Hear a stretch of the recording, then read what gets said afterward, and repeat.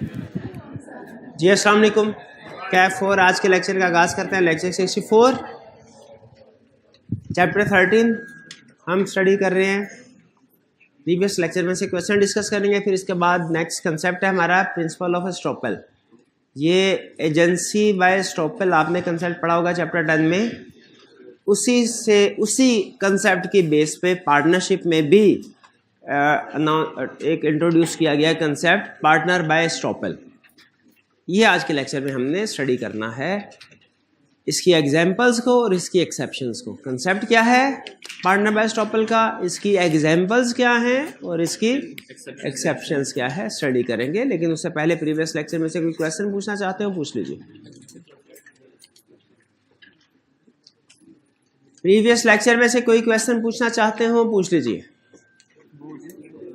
No question, सब ठीक है। चलिए फिर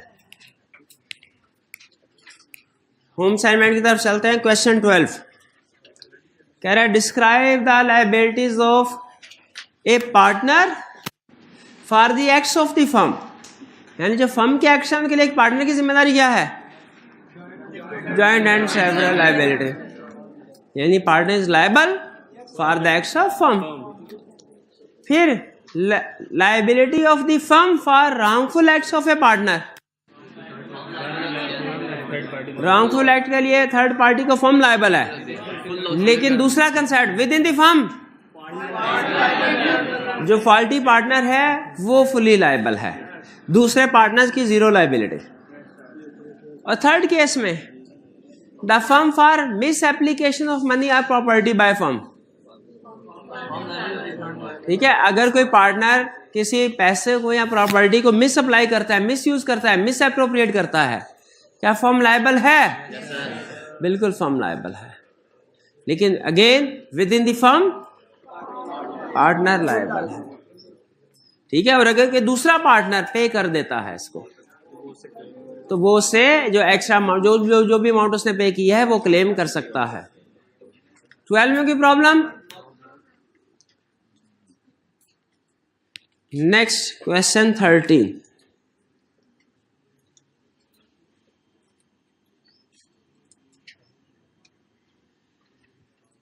A, B and C are partners in an installment sale business. A asked one of the customer to deposit a security worth ₹100,000 in order to purchase goods on installments. Subsequently, A misappropriated the security and absconded. भाग गया, फरार हो गया। Are other partners liable to refund the amount to customers? Yes, बिल्कुल कर सकते हैं। मिसएप्लीकेशन of money अगर ये पार्टनर करता है फर्म लायबल है, लेकिन इसके बाद विद इन द फर्म वो लायबिलिटी किसकी होगी? पार्टनर की। क्या नाम था इस पार्टनर का? ए, पार्टनर ए की। 13 में कोई problem? 14 SBMQ is a partnership firm in which Shabir, Bashir, Munir and Kadir are partners. Shabir the only active partner. क्या ऐसा पॉसिबल है? एक ही एक्टिव पार्टनर? बिल्कुल पॉसिबल है। Knowing the goods were stolen ones, purchased and sold them in the name of the firm. All other partners liable to compensate to the true owner of goods. क्यों liable हैं? Jointly and severally liable for the debt of fraudulent act. किसी एक partner अगर कोई miss application करता है, wrongful act करता है, ये रॉन्गफुल एक्ट या फ्रॉडुलेंट एक्ट कह ले, तो फर्म लायबल है एक्सटर्नल। अगर इसने अपने विद इन एम्प्लॉयड अथॉरिटी ये काम किया है, ये अथॉरिटी वाला काम है ना। हाँ, सेल परचेज करना, बिल्कुल सेल परचेज करना एम्प्लॉयड अथॉरिटी वाला काम। अगर एम्प्लॉयड अथॉरिटी वाला काम ना होता, रिस्ट्रिक्शन वाला काम होता, फिर फर्म कोई नहीं लायबल थी। अगर रिस्ट्रिक्शन वाली लिस्ट में से कोई काम होता, क्यों लायबल नहीं थी फर्म? फिर हम उस पार्टी को कहते कस्टमर या क्रेडिटर को, भाई ये तो लॉ ने बताया हुआ है कि ये पार्टनर की अथॉरिटी नहीं, आपने क्यों ट्रांजैक्शन की? लेकिन चूंकि ये पार्टनर की अथॉरिटी में शामिल है, जो एक्स पार्टनर की अथॉरिटी में शामिल है, उनमें जो मिस एप्रोप्रिएशन करता है फर्म लायबल है। तो इस केस में फर्म लायबल है, लेकिन थर्ड पार्टी को सेटल करने के बाद फर्म क्या करेगी? फॉल्टी पार्टनर से ये रिकवरी करवाएगी। 14 में कोई प्रॉब्लम? इसकी रेलिवेंट लीगल प्रोविजन वो रॉन्गफुल एक्ट वाली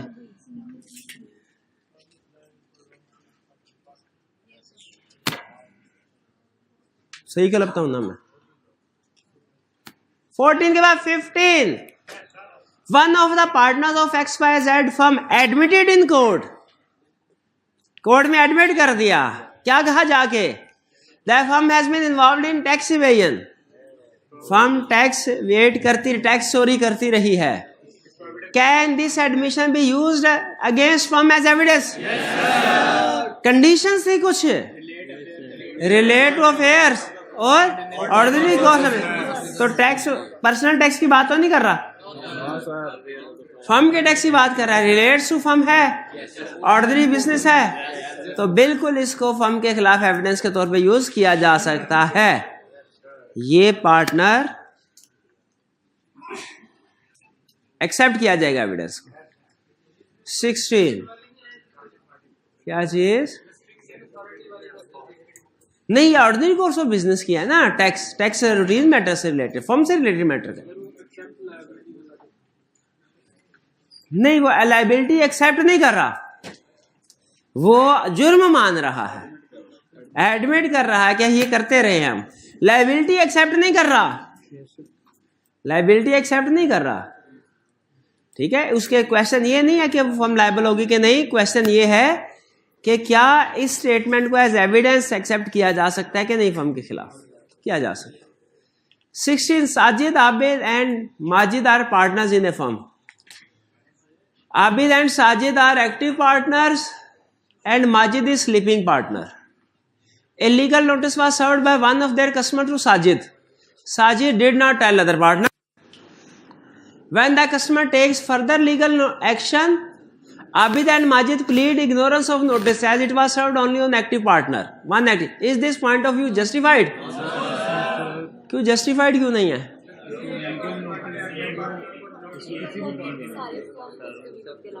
हाँ जी, किसी एक पार्टनर को भी नोटिस भेजा फर्म को, शर्त यह है कि पार्टनर एक्टिव होना चाहिए, फ्रॉडलेंट एक्टिविटी इन्वॉल्व ना हो। क्वेश्चन में बताया है पार्टनर एक्टिव है और किसी फ्रॉडलेंट एक्टिविटी का नहीं बताया, मतलब ठीक है, कोई फ्रॉडलेंट एक्ट नहीं है, तो क्या नोटिस वैलिड सर्व किया गया? एक नोटिस एक पार्टनर को नोटिस दिया मतलब सारे फर्म को नोटिस दे दिया, बिल्कुल यही कंसेप्ट है। 16 में कोई problem? 17 Habib, Arsalan and Adil are partners in a firm. Habib sold an item to third party by fraud without consent of Arsalan and Adil. The firm had to pay the compensation and bear the loss. What remedy is available to the other parties in this situation? क्या है? हबीब क्या करे? हाँ जी, loss bear करे। अरसलान और अदील इस हबीब के wrongful act की वजह से जो नुकसान इनको हुआ वो हबीब से कंपनसेट कराया, और पूरा नुकसान किसने बर्दाश्त करना है? हबीब ने। भाई क्लियर होगी बात? कोई प्रॉब्लम?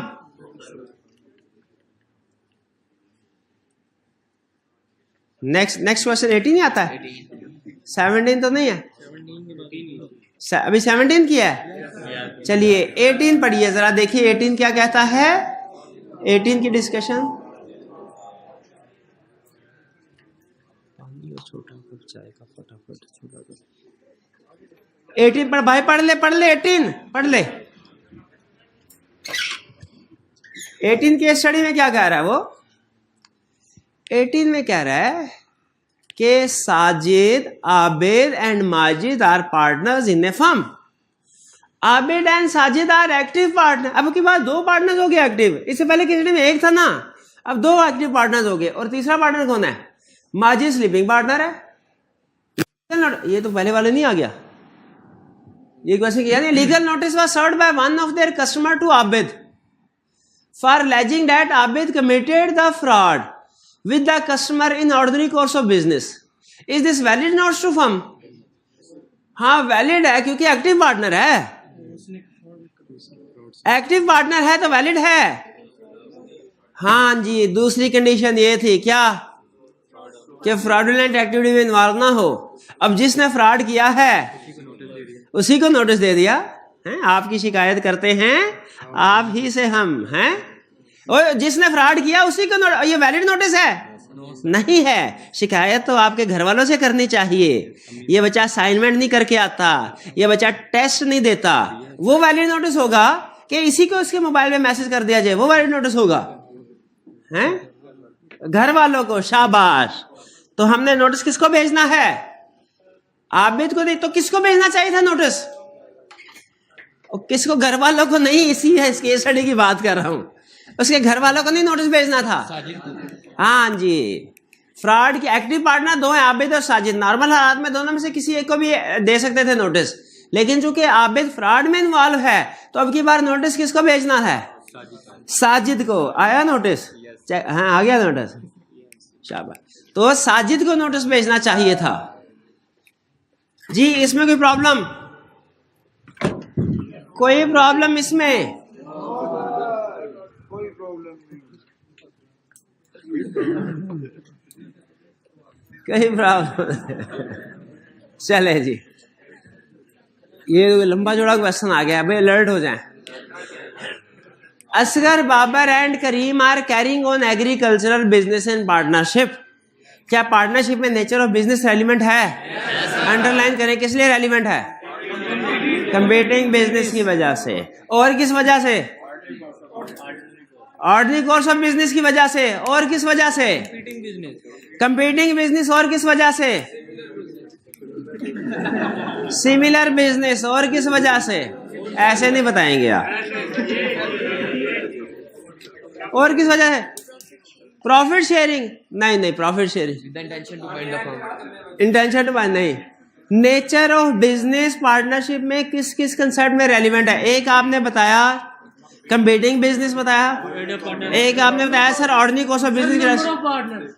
नंबर ऑफ पार्टनर्स नहीं, नंबर ऑफ पार्टनर कौन?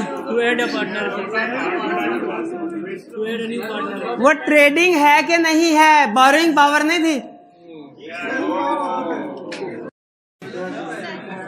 बोरोइंग था ना।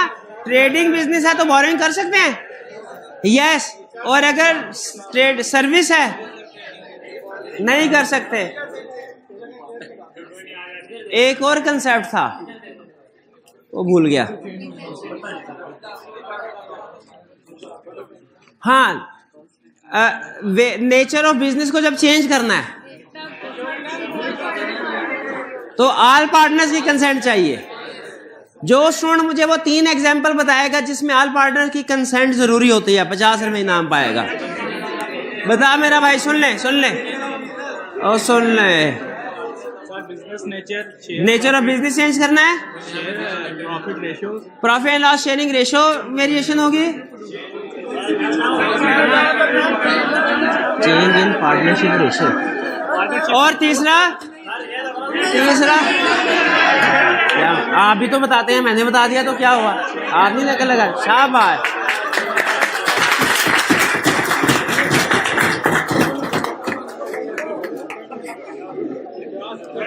पुराना प्रोफेशन छोड़ दिया, पुरानी आदतें ना छूटी। ये क्या था? मर्द आप आगे चले भाई, आगे चले। They have agreed to share the profits in the ratio 4:3:2 respectively. इसका मतलब हुआ असगर का कितना शेयर है? 4/9। बाबर का कितना शेयर है? 3/9। और करीम का कितना शेयर है? Karim is not liable for the losses of the firm. ये कैसे हो सकता है कि करीम लॉसेज के लिए? हो सकता है, बिल्कुल हो सकता है। Under the provisions of Partnership Act 1932, analyze and comment on each of the following independent situations.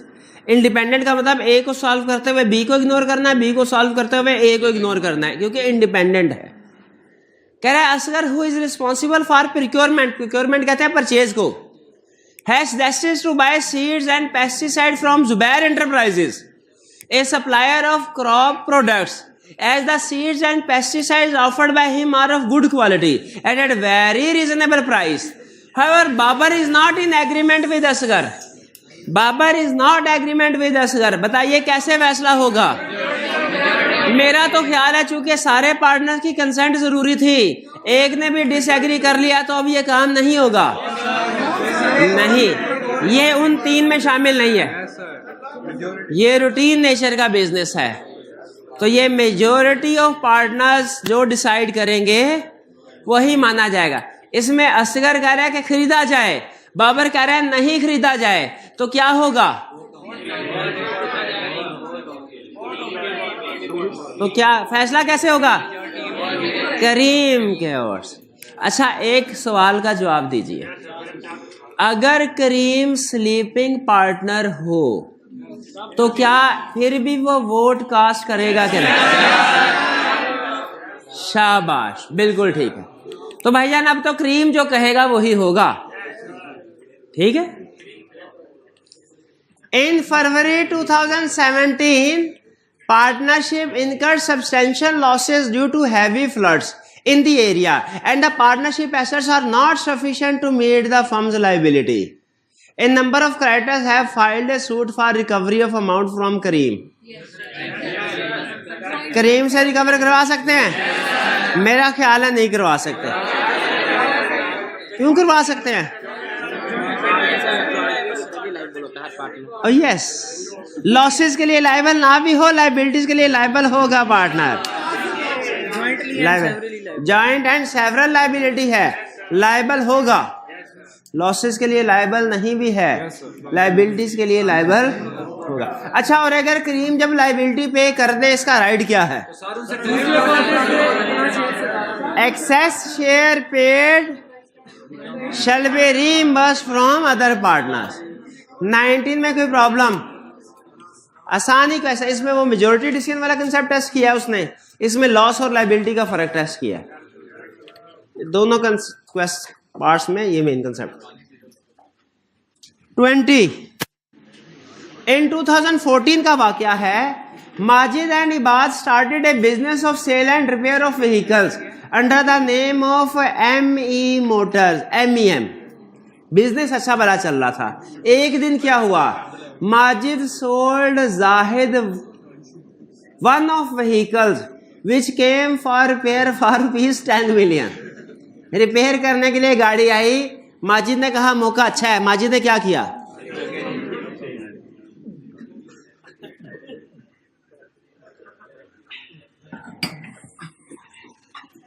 Majid ने जाहिद को गाड़ी बेच दी 10 मिलियन की। रॉन्गफुल एक्ट वाला कौन सा कंसेप्ट आ गया? Wrongful act. Zahid on finding out that Majid did not have the legal title of the car sued MEM. उसने कहा भाई ये तो चोरी की गाड़ी थी, मोटरवे पे जा रहा था, मरी जा रहा था, रास्ते में ट्रैफिक पुलिस ने पकड़या। उसने कहा लाइसेंस दिखाओ। उसने कहा लाइसेंस तो नहीं, अभी खरीदा है तो अभी ट्रांजैक्शन हो रही है। उसने कहा भाईजान चोरी की FIR की रिपोर्ट दर्ज हुई है, आ जाएं आप। और इसके बाद फिर जैसे तैसे वहां से जान बचा के भागा जाहिद। फिर इसके बाद क्या किया जाहिद ने?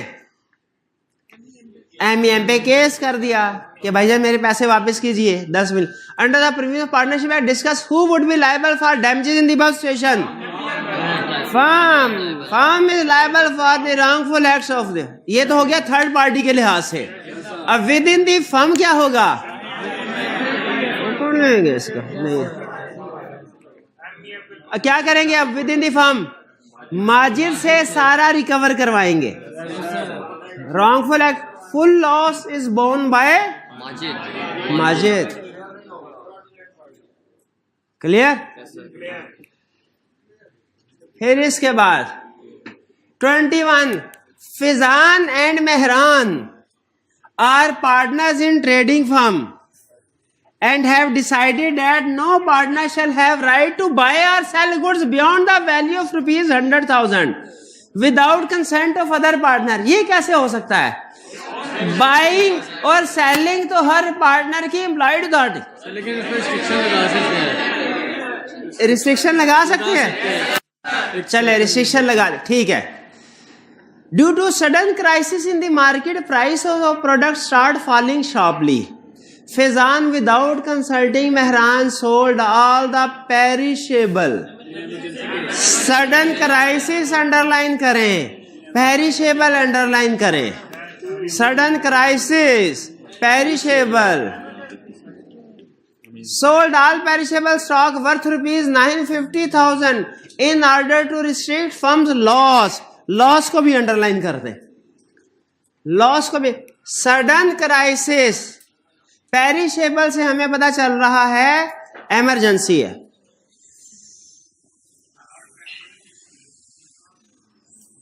और लॉस से पता चल रहा है कि लॉस से बचाने के लिए उसने किया.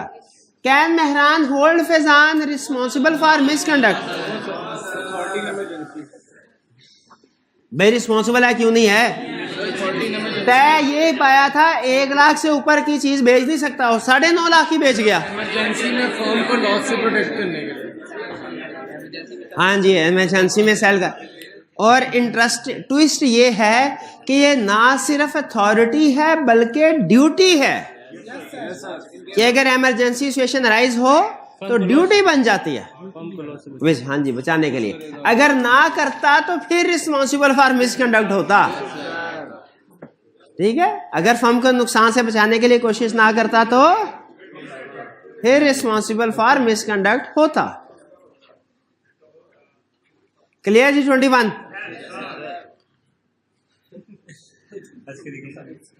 हल्का हल्का हंसना शुरू हो गया. छोड़ेगा आगे. Nomi Sultan and Behram have decided to establish a partnership business to run a departmental store. This partnership business was started in January 2015. In March 2015, Behram received an overdraft of rupees 1 lakh from Partnerships Bank. Bank से 1 लाख का उधार मिला बहराम को. He informed the bank that the money would be used to construct a new cash counter in the departmental store. उन्होंने कहा departmental store पे बहुत ही ज़रूरत है नए कैश काउंटर की, उसके लिए 1 लाख रुपया अर्जेंट चाहिए. बैंक ने दे दिया. However, he used the money to pay for his wife's Dubai trip. Advise Nomi Sultan and Behram about their rights and liabilities. Advise Nomi Sultan Behram and that of the firm in relation to about transactions. एक firm का पूछा है और फिर सारे partners का पूछा है. अच्छा, अब इसमें से 2 पार्टनर्स को तो हम इकट्ठा कर सकते हैं, वो तो एक ही उनका स्टेटस है. किन 2 पार्टनर की स्टेटस? हमें पहले फर्म की बात कर लेते हैं. क्या फर्म लायबल है? बिल्कुल. ये पार्टनर ये वो रॉन्गफुल एक्ट नहीं होगा, ये वो उसमें आ जाएगा मिस अप्लाइज मनी. हालांकि दोनों कंसर्न मिलते जुलते हैं, लेकिन ये मिस अप्लाइज मनी वाला ज्यादा रेलिवेंट है. तो फर्म रिस्पॉन्सिबल है अगर कोई पार्टनर फर्म के पैसे या प्रॉपर्टी को मिस अप्लाई करता है. Firm liable. क्या बैंक को लोन रीपे करने के लिए फर्म लायबल है? बिल्कुल लायबल है. फिर इसके बाद आगे with in the firm partners की क्या पोजीशन है? बहराम लायबल है. सारे का सारा 1 लाख किसको पे करना पड़ेगा? बहराम की लायबिलिटी है. और टू कंपनसेट अदर पार्ट, और अदर पार्टनर्स का राइट है कि वो उसे जो मिस अप्रोप्रिएटेड अमाउंट है वो रिकवर करें. शाबाश. इसके बाद टोटल कितने क्वेश्चन थे? 1 रह गया. चलिए, ये नेक्स्ट क्वेश्चन है, इसको पढ़िए. इसको पढ़ना. इसमें कीवर्ड्स को अंडरलाइन करें कि ये नहीं हाइब्रिड वालों के पास नहीं जाना. क्या उन्होंने फीस नहीं दी हुई? क्या उनको नहीं पढ़ाना? मैंने उनको भी तो पढ़ाना है. पढ़, कीवर्ड्स को अंडरलाइन कर भाई, कीवर्ड्स को अंडरलाइन कर.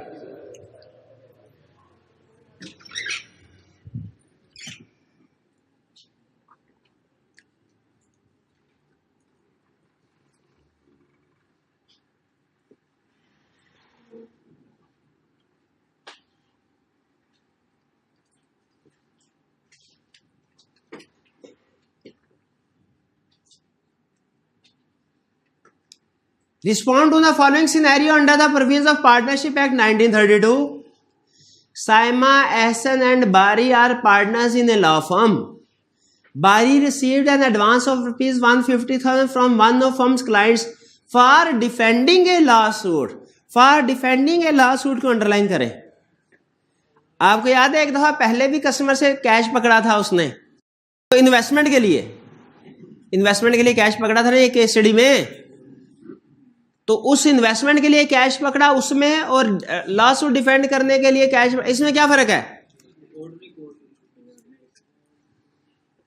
शाबाश, ये हुई ना बात. कौन से वाला ऑर्डिनरी कोर्स ऑफ बिजनेस था?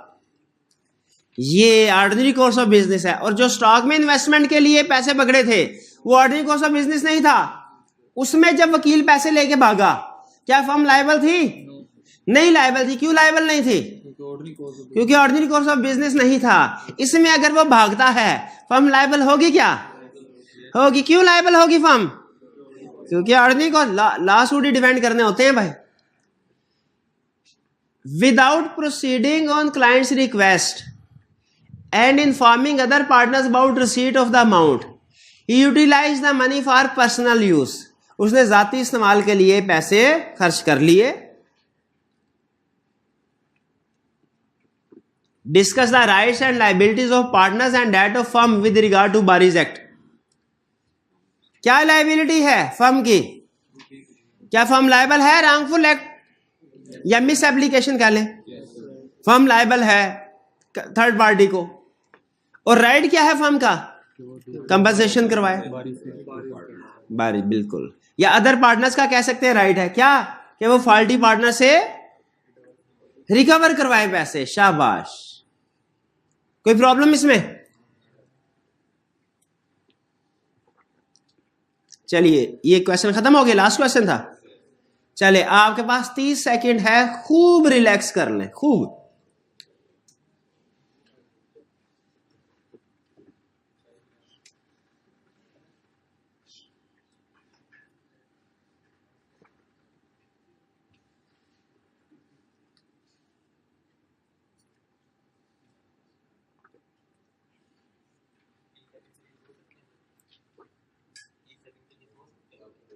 तीस सेकंड के लिए सो सकते हैं.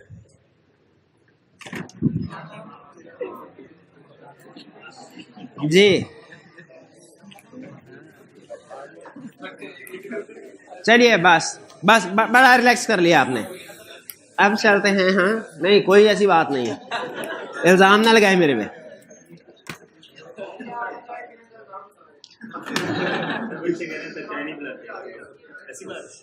बच्चे सही कह रहे हैं. Principle of estoppel are holding out. Principle of estoppel का भी वही मतलब है, होल्डिंग आउट पार्टनर. हेल्ड का मतलब होता है कोर्ट ने डिसाइड कर दिया. It was held in this case, it was decided in this case. Principal of estoppel, estoppel partner या होल्डिंग आउट पार्टनर. या आपको याद है इससे पहले हमने रूल ऑफ स्टॉपेल पढ़ा था एक, does not apply on minor. यानी माइनर अगर कोई स्टेटमेंट दे दे उसे मुकर सकता है. ये थी rule of estoppel does not apply. और जब रूल ऑफ स्टॉपेल अप्लाई होता है इसका मतलब क्या है? क्या आपने कोई स्टेटमेंट दे दी, कायम रहना है, फिर लॉ आपको बैकआउट नहीं करने देगा. जैसे अगर एक पार्टनर ने किसी एक पर्सन ने कह दिया कि मैं इस फर्म में पार्टनर हूं, स्टेटमेंट दे दी, क्या असल में पार्टनर नहीं है, पार्टनरशिप एग्रीमेंट में दूर दूर तक उसका नाम नहीं है, लेकिन उसने स्टेटमेंट दे दी ये 4 लोगों की पार्टनरशिप है, मैं इसमें पार्टनर हूं. ये स्टेटमेंट सुननी थी कि इस बैंक ने कहा ठीक है, अब ये पार्टनर जितना लोन मांगेंगे, एक शरीफ आदमी भी इनके साथ पार्टनर है, तो जितना लोन मांगेंगे इनको दे दूंगा. इसने लोन दे दिया बैंक ने एग्जिस्टिंग पार्टनर्स को, और ये पार्टनर जो है लोन को उड़ा गए, खा गए, चारों के चारों दुबई चले गए. चले, क्या इसके बाद बैंक मुझसे लोन रिकवर करवा सकता है? क्यों करवा? मैं कहूंगा भाई पार्टनरशिप देख जाके, मैं पार्टनर ही नहीं इनका. मैं क्या कहूंगा, मैं तो पार्टनर ही नहीं इनका. रूल ऑफ स्टॉपल बैंक कहेगा रूल ऑफ स्टॉपल, स्टेटमेंट तो दी थी ना, रिप्रेजेंटेशन तो दी थी ना। तो अगर एक पर्सन ये स्टेटमेंट दे, एक पर्सन ये स्टेटमेंट दे कि वो पर्सन पार्टनर है इस पार्टनरशिप में, इस स्टेटमेंट की बेस पे कोई भी थर्ड पार्टी पार्टनरशिप को लोन दे, तो वो पार्टनर जिसने स्टेटमेंट दी थी लायबल होगा। अच्छा, प्रॉफिट में हिस्सा मुझे कोई नहीं मिलना, प्रॉफिट के लिए मैं पार्टनर नहीं हूं, डिसीजन मेकिंग के लिए मैं पार्टनर नहीं हूं, सिर्फ लायबिलिटी के लिए कि मेरी उस स्टेटमेंट पे रिलाई करते हुए थर्ड पार्टी ने लोन दिया, मैं लायबल हूं। क्लियर? ये है रूल ऑफ स्टॉपल। समझ आया? अब रूल ऑफ स्टॉपल के साथ लिखे वही बात, क्या ये दो धारी तलवार है? रूल ऑफ स्टॉपल क्या है? दो धारी, डबल एज्ड वेपन है, double edged weapon, double edged. Double edged weapon कैसे है ये सुनिए। पहले इंडिविजुअल ने रिप्रेजेंटेशन दी थी कि वो पार्टनर है, अब की बार पार्टनरशिप में से किसी ने रिप्रेजेंटेशन दी कि ये पार्टनर है। इसके बाद बैंक ने लोन पार्टनरशिप को नहीं दिया, इस इंडिविजुअल को दिया। अब की बार पार्टनर नहीं, ये आपका भाई दुबई जाएगा। जब ये दुबई गए, जब दुबई गया मैं, इसके बाद बैंक जाएगा लोन वापस लेने किनके पास? फर्म वाले कहेंगे कि ये तो पार्टनर ही नहीं था, हमारी पार्टनरशिप एग्रीमेंट देख लो। बैंक क्या कहेगा? पार्टनर नहीं था तो रिप्रेजेंटेशन क्यों दी? मैंने तो आपकी रिप्रेजेंटेशन पे एतबार करते हुए लोन दे दिया, क्या अब फर्म को बैकआउट करने दिया जाएगा? कि लॉ कहेगा जो स्टेटमेंट दी थी उसी पे खड़े रहो, जो स्टेटमेंट दी थी उसी पे खड़े रहो, वापस नहीं होने दिया जाएगा। ये है रूल ऑफ एस्टॉपल, बैकआउट करने से रोका जाएगा, रूल ऑफ एस्टॉपल। तो नॉर्मल केसेस में नहीं, लेकिन माइनर के केस में आपको पता है रोका जाता। वो कहता ठीक है माइनर तो बच्चा है, वो पहले कह दे मैं मेजर हूं, लोन ले ले, फिर कहे मैं माइनर हूं तो कोई बात नहीं, और अगर कहे मैं पार्टनर हूं कोई पर्सन तो लोन दे दिया, और कहे मैं पार्टनर नहीं हूं, नहीं अब नहीं कोई बात, अब बहुत बुरी बात है, बहुत बुरी बात है, बहुत बुरी बात है।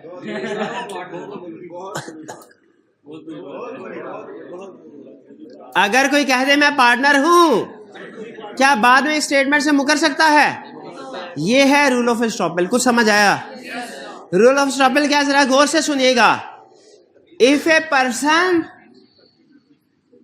रिप्रेजेंट कर रहा है अपने आप को कि मैं पार्टनर हूं, अगर वो रिप्रेजेंट कर रहा है और इस रिप्रेजेंटेशन के बेस पे, इस सच रिप्रेजेंटेशन के बेस पे कोई पार्टी डेट दे देती है, लोन दे देती है फर्म को, क्या वो लायबल है? He is liable, he is liable. और ये डबल एज वेपन है, यानी इसको आप यूं भी कह सकते हैं, if a firm represents a person as partner, then firm is liable for debts given to person on such representation। समझ आ रहा है जी? हाँ जी, उस केस में इंडिविजुअल नहीं, वो तो निकल गया। तो अगर इंडिविजुअल कहे मैं पार्टनर हूं और फर्म को लोन दिया जाए, इंडिविजुअल लायबल। और अगर फर्म कहे कि ये इंडिविजुअल पार्टनर है और लोन फर्म ने इंडिविजुअल ले, तो फर्म लायबल। यानी रिप्रेजेंटेशन चाहे फर्म की तरफ से आए, वो भी, उस पर भी रूल अप्लाई होता है, और रिप्रेजेंटेशन इंडिविजुअल की तरफ से आए। कुछ बात समझ आई? नहीं आई ना, explain with the help of example. अच्छा, एक होती है एग्जाम्पल, एक होती है एक्सेप्शन। एग्जाम्पल वो होती है जो कंसेप्ट के मुताबिक हो, एक्सेप्शन वो होती है जो कंसेप्ट के उलट हो, जिसमें कंसेप्ट अप्लाई नहीं होता। पहले एग्जाम्पल्स पढ़नी चाहिए कि एक्सेप्शंस? एग्जाम्पल किसकी एग्जाम्पल्स? Rule of estoppel. यानी जब कोई पार्टनर नहीं होगा लेकिन उसके साथ पार्टनर वाला सलूक किया जाएगा लायबिलिटी के लिहाज से, एग्जाम्पल्स यही होगी ना, ठीक है। व्हेन यानी एग्जाम्पल रूल ऑफ एस्टॉपेल में example, when a non partner is liable for debt. Example भाई रूल ऑफ एस्टॉपेल यही एग्जाम्पल बनेगी ना कि जब कोई पर्सन पार्टनर नहीं है लेकिन वो डेट्स के लिए लायबल है। पहली मिसाल सुने, active partner does not give notice to general public on retirement. Active partner क्या जब रिटायर हो नोटिस देना जरूरी है? किसको? पार्टनर्स को कि जनरल पब्लिक को? दोनों को। वैसे जनरल पब्लिक को दे दिया तो मतलब पार्टनर को भी समझे दे दिया, लेकिन अगर पार्टनर को नोटिस दिया तो जनरल पब्लिक को नहीं दिया। अगर कोई एक्टिव पार्टनर रिटायर होता है, जनरल पब्लिक को नोटिस नहीं देता, जनरल पब्लिक क्या समझ रही होगी? अगर जनरल पब्लिक में से कोई उठ के फर्म को लोन दे देता है, फर्म वो लोन पे नहीं करती, क्या एक्टिव पार्टनर जो रिटायर हो गए घर में बैठा है लायबल है? क्यों लायबल है? वो तो पार्टनर है ही नहीं, उसने नोटिस नहीं दिया, उसने नोटिस नहीं दिया। क्या वो लोन के लिए पे करने के लिए लायबल है? क्यों लायबल? वो तो पार्टनर नहीं है, उसका क्या कसूर है? नोटिस नहीं दिया। एक्टिव पार्टनर नोटिस देना बनता था। भाई ये बात समझ आई? तो रूल ऑफ एस्टॉपेल की एग्जाम्पल में और एक्सेप्शन में फर्क है। रूल ऑफ एस्टॉपेल की एग्जाम्पल क्या है? When a non partner is liable. और एक्सेप्शन क्या होगी?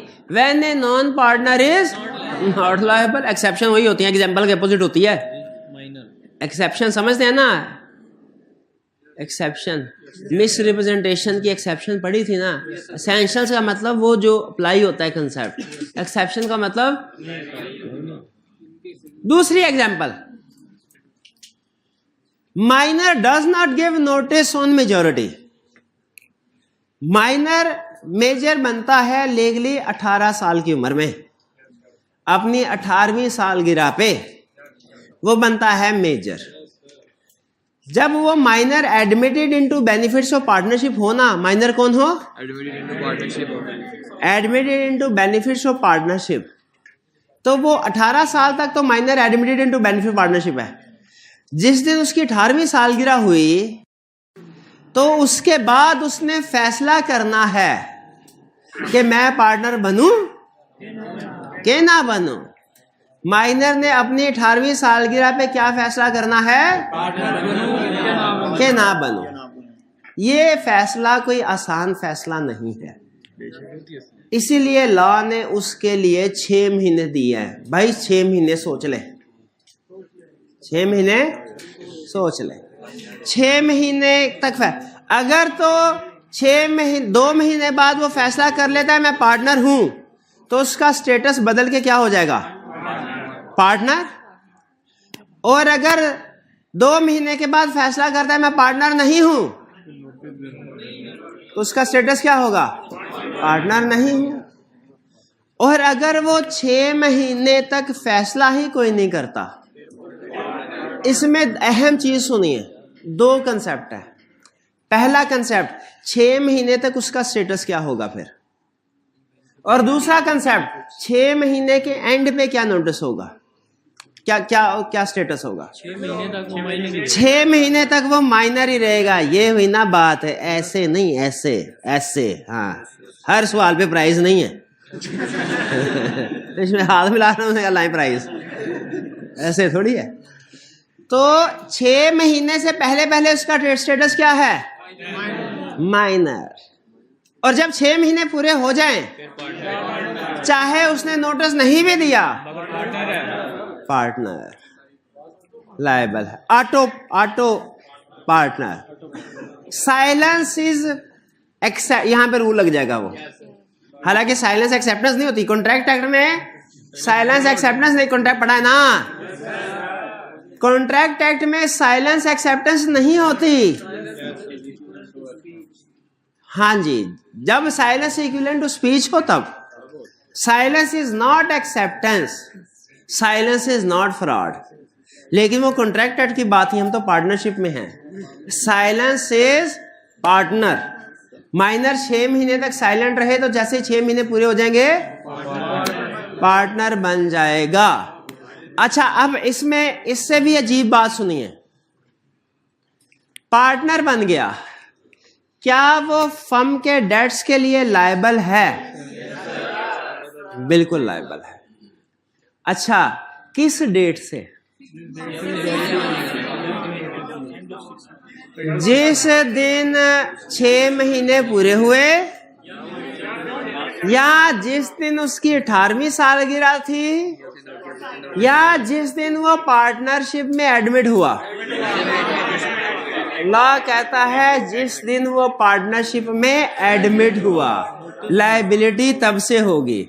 नई बात की समझ आई? फिर से नहीं, फिर से अगर कोई माइनर पार्टनरशिप फर्म में एडमिट है, अगर कोई माइनर पार्टनरशिप फर्म में एडमिट है तो वो लॉसेस के लिए लायबल है, लायबिलिटी के लिए नहीं। ये क्लियर? जब 18वीं सालगिरह उसकी आई, उसने एक बहुत ही अहम फैसला करना है। क्या? कि पार्टनर बनूं कि ना बनूं। ये फैसला करने के लिए लॉ ने कितना टाइम दिया? 6 महीने से पहले अगर कहे मैं पार्टनर हूं तो पार्टनर हूं, अगर कहे पार्टनर नहीं हूं तो पार्टनर नहीं है, नोटिस दे दे पब्लिक। लेकिन अगर 6 महीने तक वो कोई नोटिस नहीं देता तो फिर लॉ कहता है जैसे 6 महीने खत्म हुए वो पार्टनर है, हम उसे एज्यूम करेंगे कि वो पार्टनर है। ठीक है? हालांकि उसने नोटिस नहीं दिया पार्टनरशिप का, पार्टनर बनने का नोटिस नहीं दिया, लेकिन लॉ क्या से एज्यूम करेगा? हालांकि पार्टनरशिप एग्रीमेंट में अभी उसका नाम नहीं आया, एज्यूम किया जाएगा। यही तो है स्टॉपल कि लीगली अभी डॉक्यूमेंट साइन नहीं हुई पार्टनर की किसके साथ, लेकिन उसे पार्टनर माना जाएगा। माइनर को क्या माना जाएगा? कब पार्टनर माना जाएगा? और किसके 6 महीने बाद? हाँ जी जी। लायबिलिटी वो फर्म के डेट्स के लिए लायबल है। कब से? जब से वो पार्टनरशिप में एडमिट हुआ। ये उसे 6 महीने यही हिसाब किताब लगाने के लिए दिए थे कि शुरू से हिसाब किताब लगाए, जब से मैं आया हूं लायबिलिटी क्या बनती है। वो ये नहीं कहेगा जब से मैं ये 18 साल का हूं तब से लायबिलिटी, नहीं, लायबिलिटी शुरू से। हाँ, 6 माह में जो लोन एग्रीमेंट हुए उसके लिए भी लायबल है। जो पहले एग्रीमेंट हुआ 18वीं सालगिरह से पहले जो उसके एग्रीमेंट हुए थे उसके लिए भी लायबल है। और यस, 15 साल का हुआ जब वो हुआ तब आया था पार्टनरशिप में। अब 18 साल का होके उसने फैसला किया 18 साल और 4 महीने के बाद कि मैं पार्टनर हूं। पहला सवाल मेरा, क्या वो 18 साल और 18 साल 4 महीने के दरमियानी पीरियड के लिए लायबल है? जो डेट्स हुए एग्रीमेंट लायबल है। क्या 15 साल और 18 साल की एज के दरमियान में उसके लिए भी लायबल है? उस वक्त लायबल नहीं था क्योंकि उस वक्त माइनर था, उस वक्त लायबल नहीं था। क्यों? उस वक्त माइनर था। अब लायबल है, क्यों? मेजर हो गया। अब तो उसकी लायबिलिटी अनलिमिटेड है। नहीं, नोटिस जब मर्जी दे, नोटिस चाहे दे ही ना, जब वो पार्टनर बन गया, कोई भी पार्टनर हो वो फर्म के सारे डेट्स के लिए लायबल है। कोई भी पार्टनर हो वो फर्म के, और ये अभी भी उसके साथ रायत है कि उसे ये कहा गया है कि एडमिट होने के बाद के लिए लायबल है। अगर कोई फ्रेश पार्टनर आता है ना, फ्रेश पार्टनर, वो आपका क्या ख्याल है? अगर आज कोई पार्टनर आया तो वो कौन से डेट्स के लिए लायबल है? और कल को फर्म बैंकरप्ट हो जाती है तो ये पार्टनर क्या लोन पे करेगा? बिल्कुल पे। अच्छा, ये चीखता रहेगा पार्टनर, मैं तो कल आया हूं।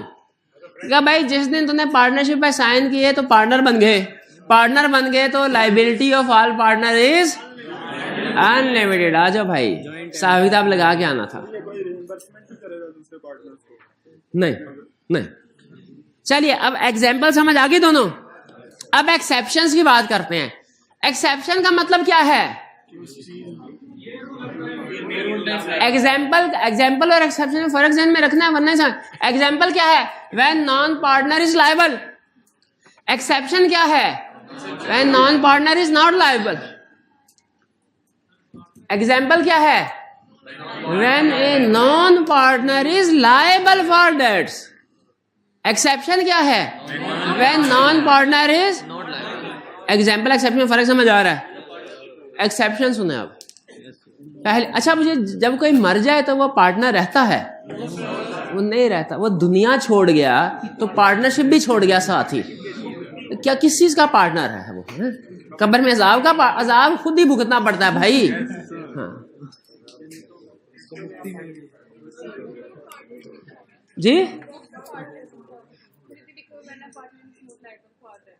when a partner is not liable for, हाँ ठीक है, when a partner is not liable for, हाँ ठीक है, ठीक ऐसे कर लें। असल में वो नॉन पार्टनर ही बन जाता है। अब इस कंसेप्ट को ऐसे कर लें, when a partner is not liable for debt, कि पार्टनर था लेकिन वकूआ दरमियान में कोई ना कोई ऐसा होता है कि वो पार्टनर नहीं रहता। Explain with the help of example सुने। डेथ हो जाए किसी पार्टनर की, डेथ होने से पहले पहले पार्टनर था, डेथ के बाद पार्टनर नहीं है, ठीक है? वो एग्रीमेंट सारे खत्म हो जाते हैं, डेथ हो जाए, personal nature. Legal representative by default partner नहीं बनते। पार्टनरशिप के शुरू में पड़ा था। It does not arise from inheritance और लीगल स्टेटस। तो जब कोई डेथ होती है पार्टनर नहीं होते, ठीक है? अच्छा मुझे बताएं, एक्टिव पार्टनर था, सुनिए जरा, एक्टिव पार्टनर अगर रिटायर हो जाए पब्लिक नोटिस देना है? ना दे तो लायबल होगा। ये है एग्जाम्पल। अब सुने, रिटायर नहीं हुआ, एक्टिव पार्टनर था, रिटायर नहीं हुआ, डेथ हुई और नोटिस नहीं दिया इसने, नोटिस नहीं दिया, डेथ नोटिस नहीं दिया, जनरल पब्लिक को पता ही नहीं चला, जनरल पब्लिक को पता नहीं चला, उन्होंने फर्म को लोन दे दिया। क्या डिसीज पार्टनर या इसकी प्रॉपर्टी लायबल है? क्यों नहीं? एक्टिव पार्टनर था, फर्म छोड़ी तो नोटिस नहीं दिया, देना भी नहीं बनता। मस्जिद में ऐलान हुआ था ना, तो वो काफी था। शाबाश भाई, ये बात समझ आई आपको। आगे अगली एग्जाम्पल, इन जी नहीं, लीगल रिप्रेजेंटेटिव भी लायबल नहीं होंगे।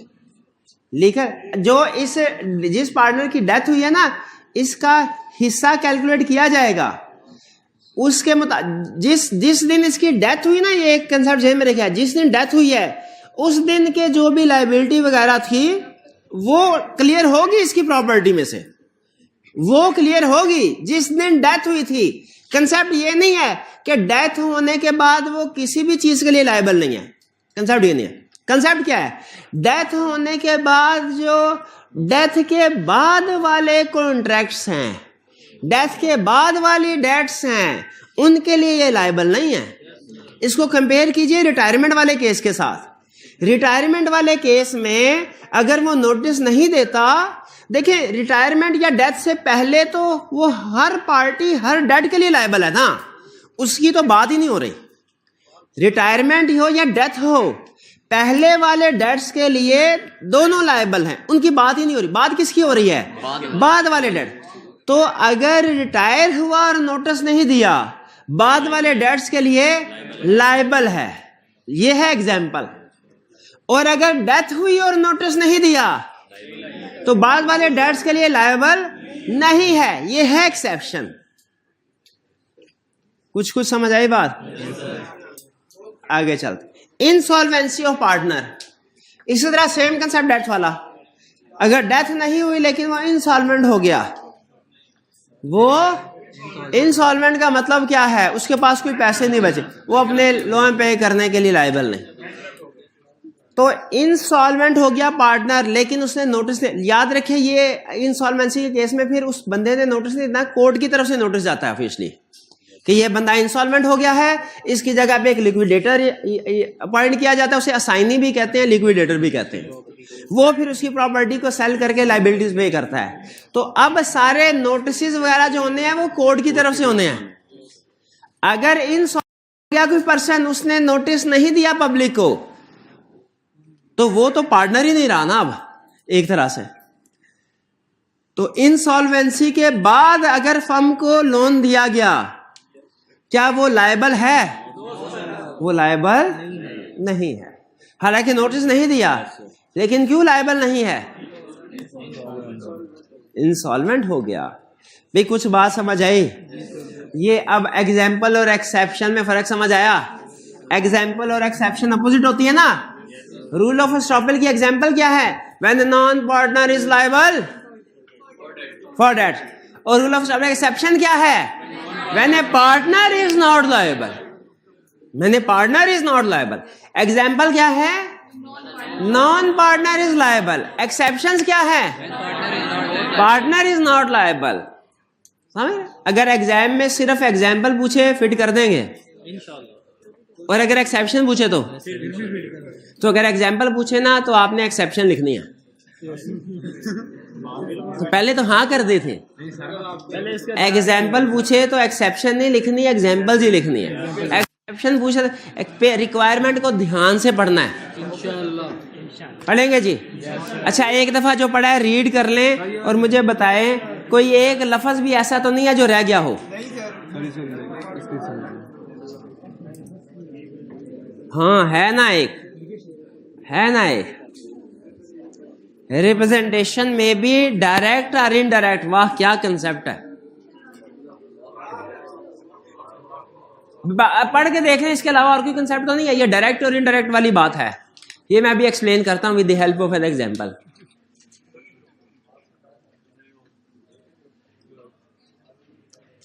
पढ़ ले देख।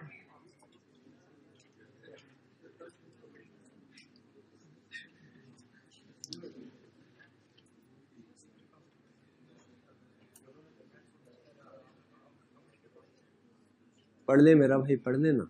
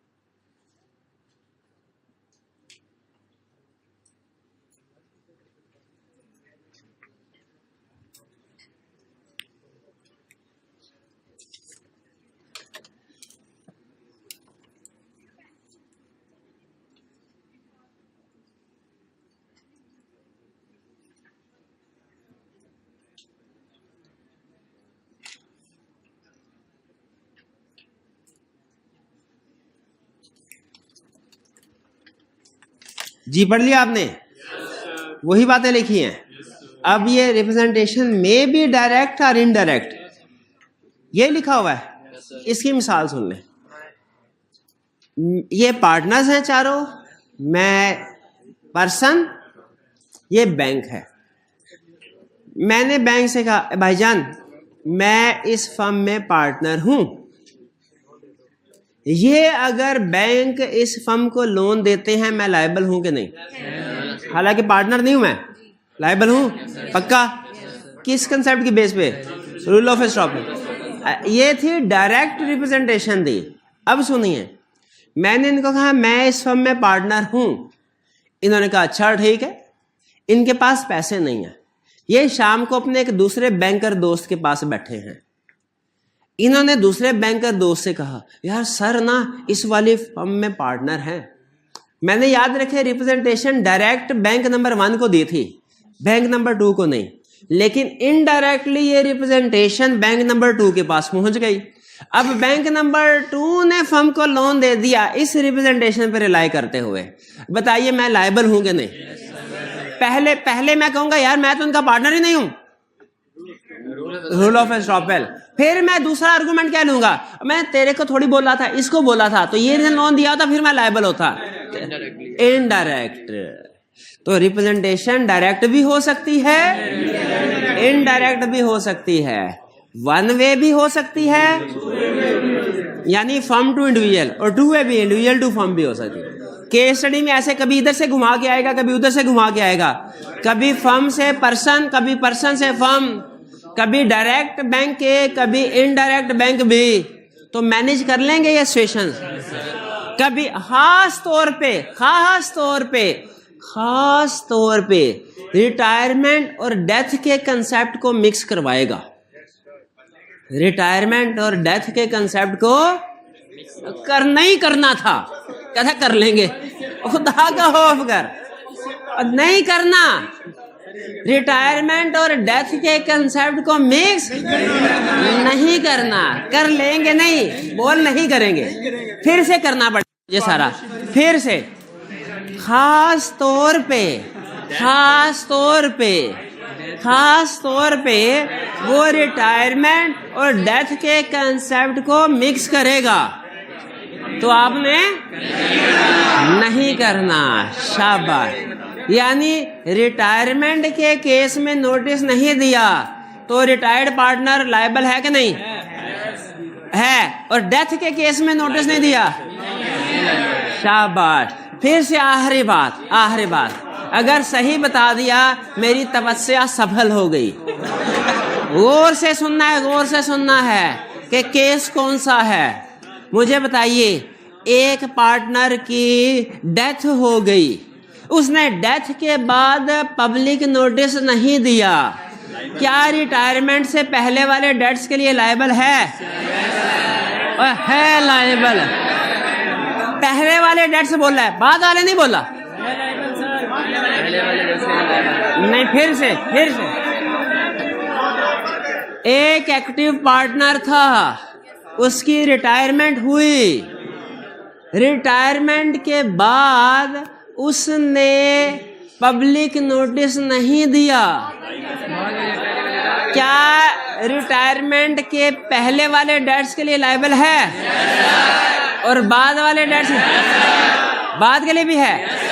और अगर डेथ होती पहले वाले लायबल था, बाद नहीं था। शाबाश, बेहतरीन। आज का लेक्चर यहाँ खत्म करते हैं। असाइनमेंट जरूर कीजिएगा। अल्लाह हाफिज।